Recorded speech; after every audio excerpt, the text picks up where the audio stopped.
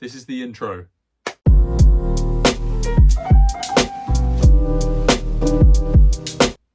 Hello. This video is definitely a little bit late, to say the least. Well, I mean, approximately 11 days late.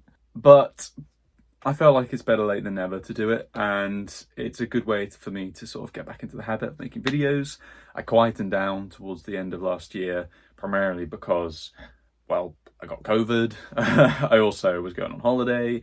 I've just got back from there. It was a really lovely time. Here's a video of me falling over. So yeah, I thought, why not get back on track with a very sort of off-the-cuff, candid, no script, just talking about the films that I watched last year.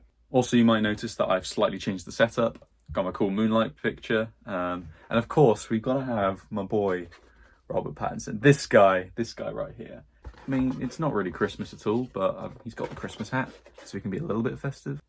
Yeah, the intention of this video was just to talk about the films that I watched last year.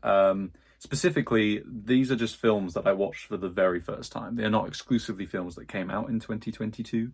Because in all honesty, last year wasn't particularly great for me in terms of watching films. 2021, I watched loads. I watched almost 150 maybe. Whereas this time, I barely cracked 100, I don't think.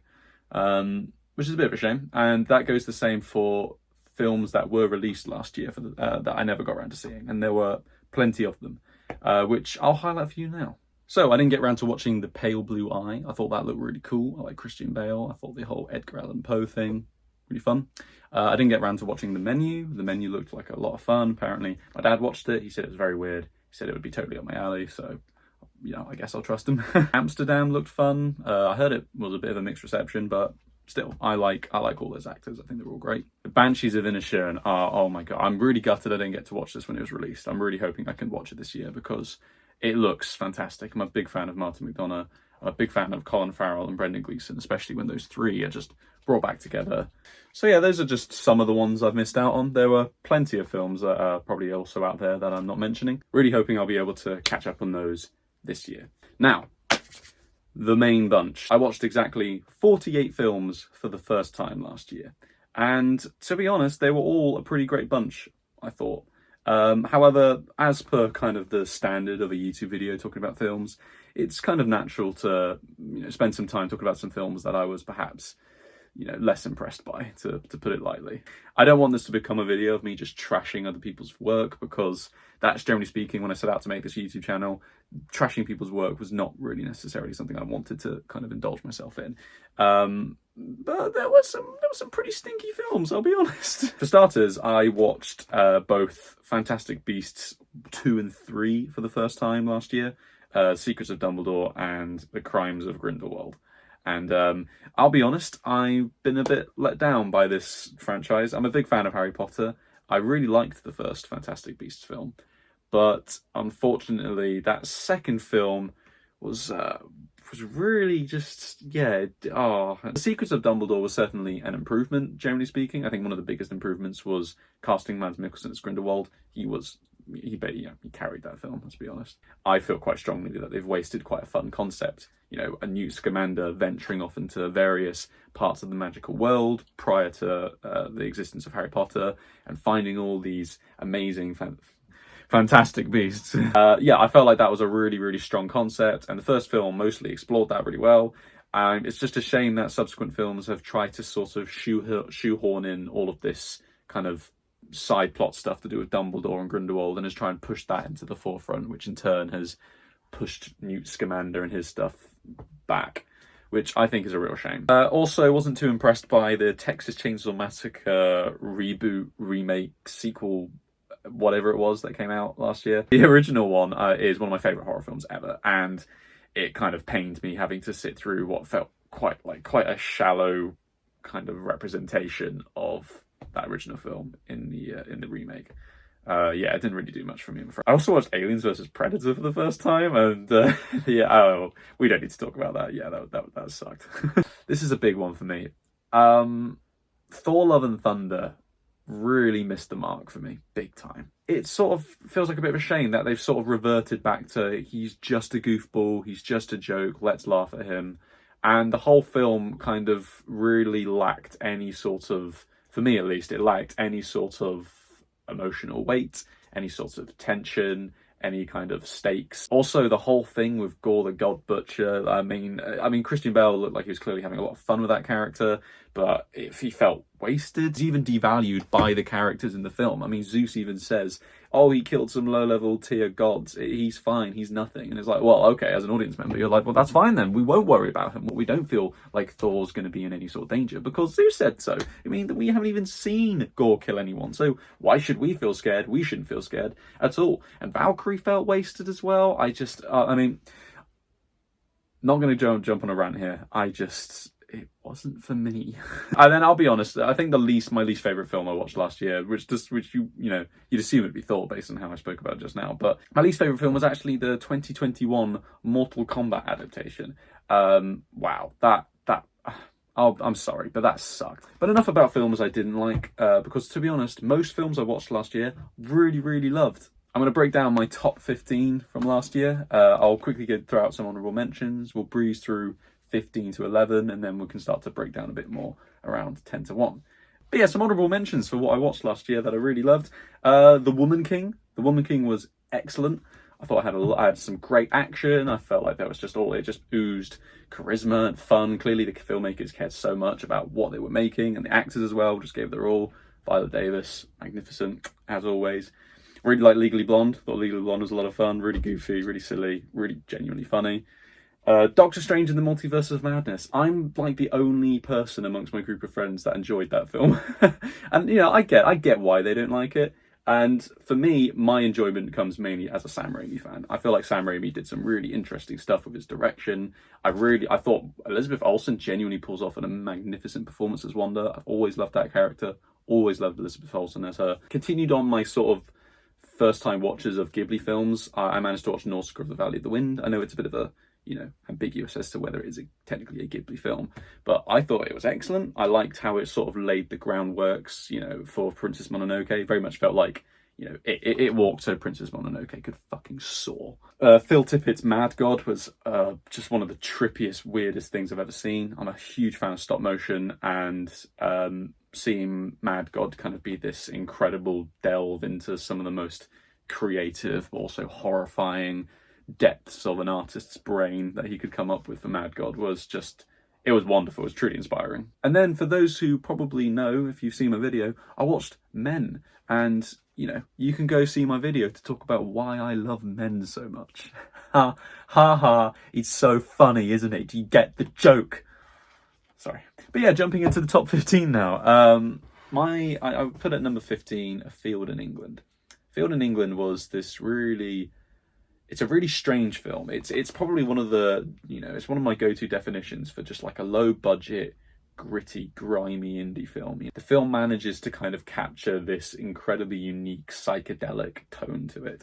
And the level of kind of thought and effort that's put into creating a very consistent atmosphere. In fact, there's one shot in it which for me I would probably say encapsulates the tone of Field in England perfectly.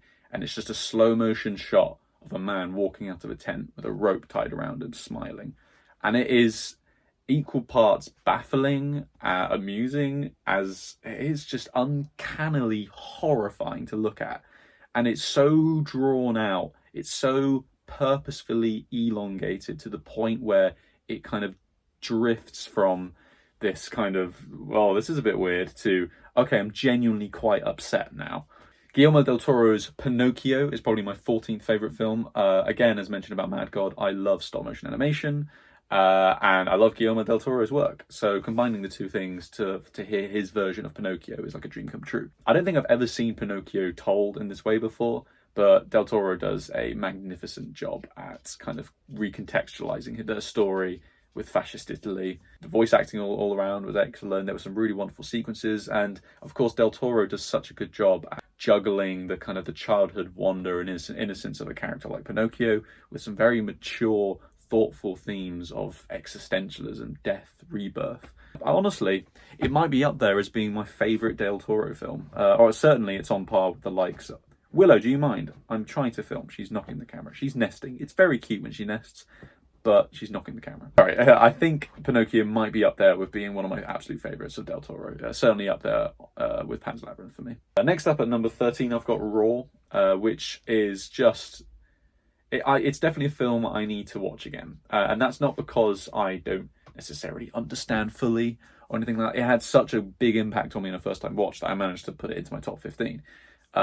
However, there's so much kind of to that film in regards to the directing and the choices that are made to tell this very kind of unusual and horrifying story that I feel like my appreciation of it would skyrocket even more on a rewatch.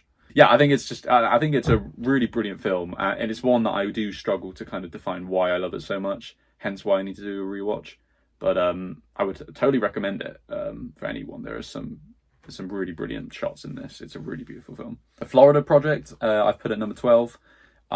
This took me a long time to watch. This was on my watch list for God knows how long, and I'm such a huge Willem Dafoe fan. He's my favourite actor, and his performance in Florida Project, he just knocks it out of the park. The man is clearly on another level when it comes to inhabiting characters and kind of displaying a whole range of emotions. You know, he can do bold, out there, ridiculous caricatures, but his internal kind of processing and able to kind of create and portray a character that feels very grounded and realistic, like he does in this film, is just second to none. It's a really beautiful film, and I like the way it juxtaposes kind of the dour and unfortunate lives that these kids live in contrast to the grandiose nature of Disneyland next door. And then just outside my top 10, I've put Sexy Beast. I'm a big fan of Jonathan Glazer. For a man who I've only ever seen 2 of his films, one of them being a short film, he's had such a big impact on me in terms of how I look at filmmaking, how I look at my own writing, my own acting, my own filmmaking. He's just had such a huge influence on me because I feel like he has such a unique and pure approach to crafting cinema. And Sexy Beast is certainly kind of different to stuff like Under the Skin, which was at first a little jarring, but once I sort of settled into what Jonathan Glazer was trying to say with the film, what he was sort of presenting, and how he still had all of these little kind of nuggets of what would be explored in things like Under the Skin or The Fall, the film really just enamored me. I absolutely loved it. I thought it was brilliant. But breaking into my top 10, we have Trey Edward Schultz with Waves. I'm a huge fan of It Comes at Night. I think that film was absolutely screwed by the marketing. Meanwhile, Waves is a film I watched earlier this year while I was staying in London. I was doing an acting job, flex. I say acting job, I was an extra on a film. But Waves was one I just sort of sat quietly with, and I thought, you know what, I'm going to just sort of, I'm stuck in my room in an Airbnb. Let's watch Waves and let's just see what this is like. And I was totally sucked into the world. It feels like quite a real film while still having like enough sort of hyper reality to it, especially in the way that it's shot. It's got some really slick editing, and the storytelling definitely it's presented as a very real and truthful film, but it still has that slight kind of shimmery mysticism to it. And a lot of that's because of the music. Because the music, I'm such a sucker for things like Frank Ocean and Tyler, the Creator and all that, which are all in here. And it just really hit me on another level. And I'm sure it's not a perfect film, and I'm sure on a rewatch I'll have different faults. But in terms of that first time watch, I was in tears because of it. And that for me is such a huge thing when a film can make me feel stuff. And Waves made me feel a whole lot of emotion. Next I put Glass Onion. This was actually the last film I watched in 2022 before the new year, and I was certainly impressed enough to put it in my top 10. I loved Knives Out. I thought Knives Out was witty and hilarious and such an intriguing kind of depiction of the whodunit. And Glass Onion for me sort of takes that and dials it up to 11. I love the kind of the interweaving plots and how ridiculous everyone feels, and that kind of how that ridiculousness sort of contrasts with some of the more grounded characters in the film, such as Janelle Monáe's character. It's such a cleverly written piece where it manages to sort of dissect the whodunit while still presenting a really clever whodunit. Yeah, I was totally impressed by this film, and I really am looking forward to seeing more and more of what Rian Johnson has to offer with Blanc and the rest of this universe. And then at number 8, I've put none other than Something in a Way. I hope I don't get copyrighted for that. It's the Batman, if you didn't guess by my terrible rendition of Zamanna. For those who probably may or may not have seen my review of Batman right at the beginning of 2022, they'll know how much I loved it. It's easily my favourite adaptation of Batman I've seen to date. I think it does the character so much justice. It feels very faithful to the comics. I love the style, I love the atmosphere, the visuals are gorgeous, the sound and music is wonderful. Overall, this sort of the depiction of the world feels so gritty, and I love the fact that it's all presented in this very distinct, moody atmosphere, which for some people, it's too dark. But for me, that's Batman. I like Batman when he is at his darkest. I want to watch a Batman film where I can't see anything. That, for me, is the perfect Batman film. I want to be as blind as Batman, because he's a bat. But yeah, I really hope they do more films with this universe, with this version of Batman. My boy Robert Pattinson knocks it out of the park. Next to number 7, I got The Nightingale, which was... I mean, it's not an easy film to sit through, I'll be honest. But the amount of care and attention that is put into telling this story of revenge and of family, of heartbreak and trauma, it feels like a very important film in its messaging. It's also set in a historical point in Australia, which for me, I was never aware of, and being kind of given awareness into sort of the effects of British colonialism, as well as also being kind of seeing these two different perspectives of, you know, a woman who's gone through trauma but is equal parts an oppressor as much as, you know, she is oppressed herself.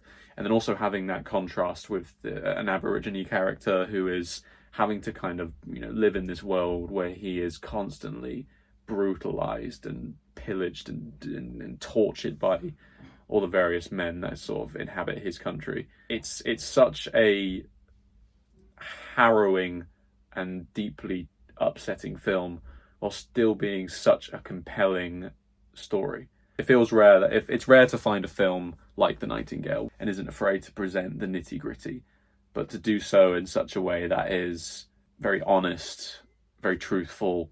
Yeah, I was really taken by The Nightingale, and I would wholeheartedly recommend people watch it, but to do so with the caveat that, you know, it's not an easy film to sit through. But certainly we have the privilege of having to just sort of see a cinematic depiction of it rather than to have to experience what the people in this film and what people in real life at this time had to experience. So yeah, it was a really, really brilliant film. Just outside my top 5, I've got Robert Eggers' recent film, The Northman.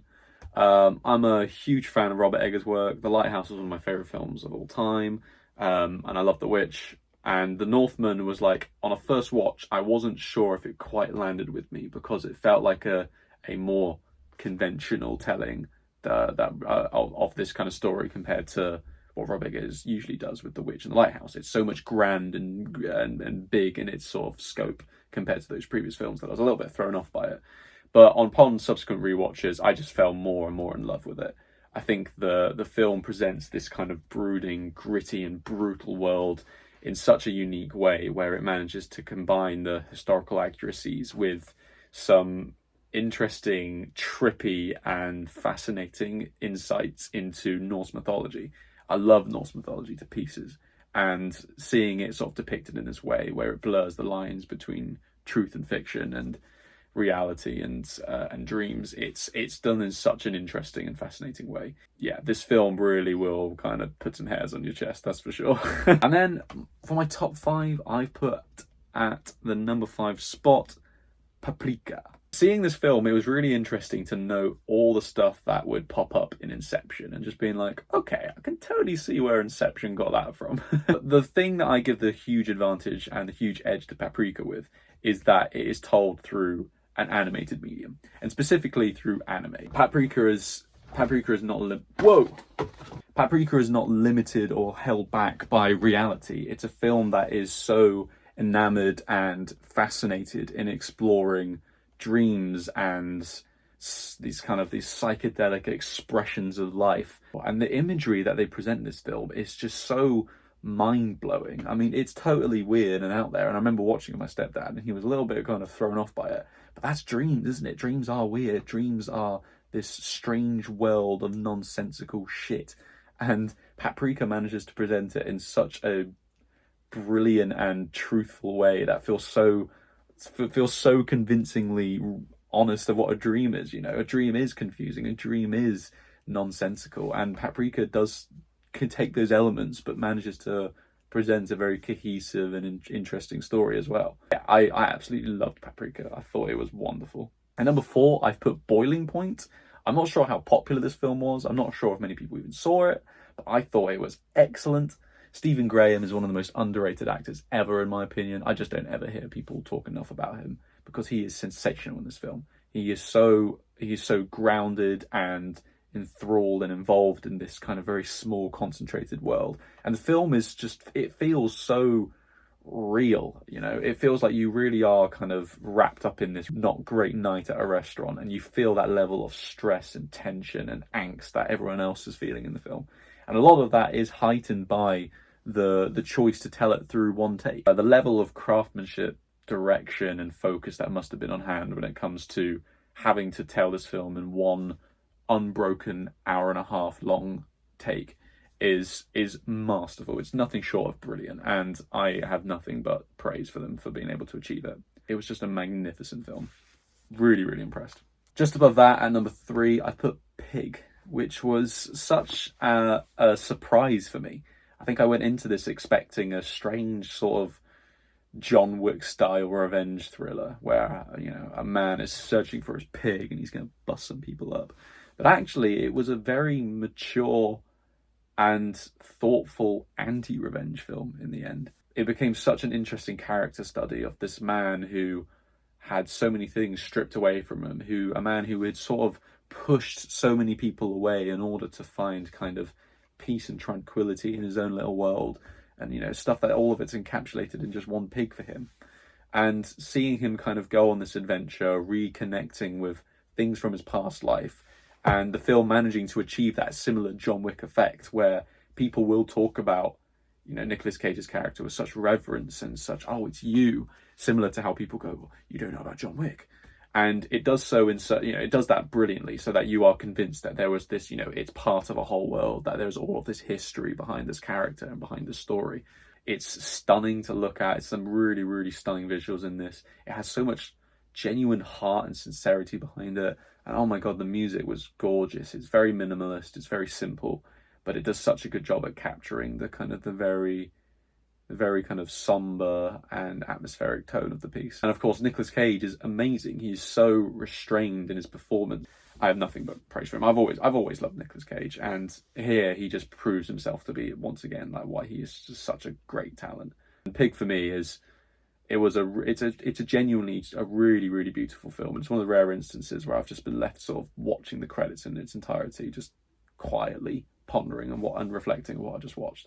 I thought it was absolutely wonderful film, and I cannot wait to watch it again. And number 2, this film probably would likely be my number 1 pick if it wasn't for the number 1 pick sort of swooping in last minute and taking that top spot.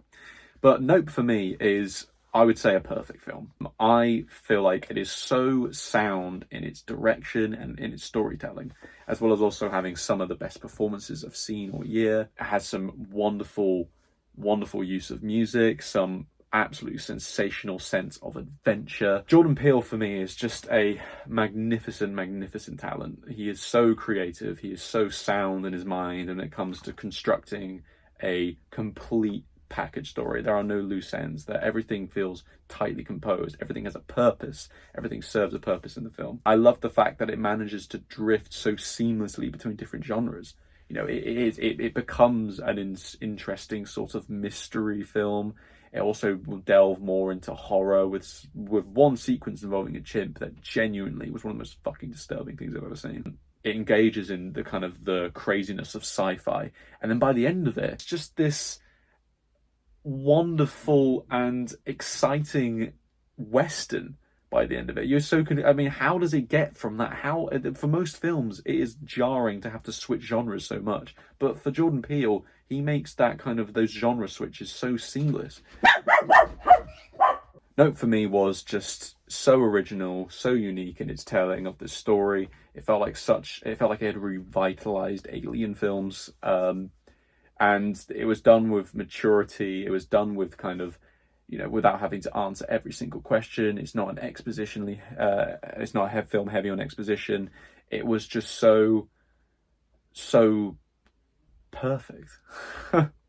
It's a film that's clearly got me lost for words, but not as lost for words as much as my number one pick had me.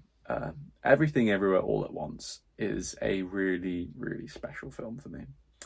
And as much as I've been rambling without a script for a lot of these films, I'm going to really try my best to not ramble when it comes to Everything Everywhere All at Once. This film for me encapsulates everything I love about cinema. It is such a beautiful, wholeheartedly honest piece of creative expression.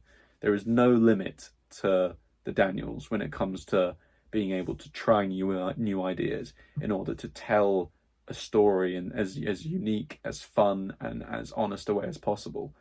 The music is so gorgeously integrated into this crazy, chaotic, colourful world. The originality behind it is just second to none.